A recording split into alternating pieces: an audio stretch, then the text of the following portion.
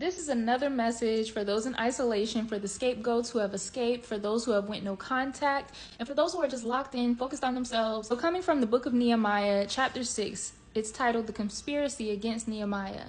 I'm going to skip around, so starting with verse 1. Our enemies heard that I had built the wall and that there was no breach left in it. In this book, Nehemiah is doing the work of rebuilding the wall in Jerusalem. Verse 2, Sanballat and Geshem went to me, saying, Come and let us meet together.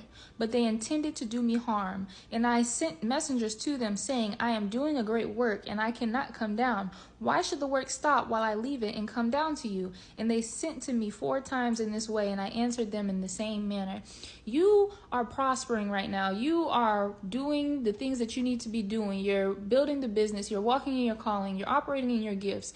You're progressing. You're working on your education. You're working on your personal growth. And now all of a sudden, people coming out of the woodwork, they want you to come and see them. They want to go to lunch. They want you to come to the kickback. They are trying to gain access to you. And you have to be careful of this, because when you've gone through a season of isolation, or if you're still in isolation, you could fall susceptible to this potential manipulation, because you want connection, you want a friend, you want to hang out. But be careful, because you don't know if those people are actually meaning you harm and trying to distract you. So when they can't get access to Nehemiah, because he said, no, I'm not going to stop working on me and working on what I got going on just to come and see y'all. No. And they weren't successful in distracting him. Now all of a sudden they start making things up about him. When people can't get access to you, all of a sudden they create smear campaigns. They start gossiping about you. They start making things up about you.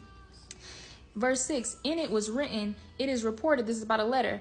In it was written, it is reported among the nations, and Geshem also says it, that you and the Jews intend to rebel. That is why you are building the wall. When people can't get access to you, now all of a sudden they saying you doing something that you're not doing. They're saying you have other intentions that you're not doing, that you don't have. Here you are, minding your business, drinking your water, working on yourself, building what you need to be building, and they can't get access to you. So they're going to try and throw dirt on your name and make these things up about you.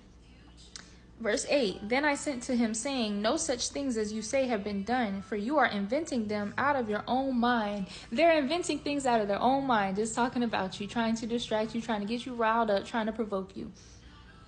Verse 9 says, for they all wanted to frighten us, thinking their hands will drop from the work and it will not be done. But now, O God, strengthen my hands. They're trying to get access to you so that they can stop your growth, stop your progress, have you distracted, let you drop your work, and get back wrapped up in a bunch of toxicity and dysfunction after you already were separated from that. You went through your isolation season, might still be going through it, and you're growing. You're focused on yourself and your own growth, operating in the calling and the gifts that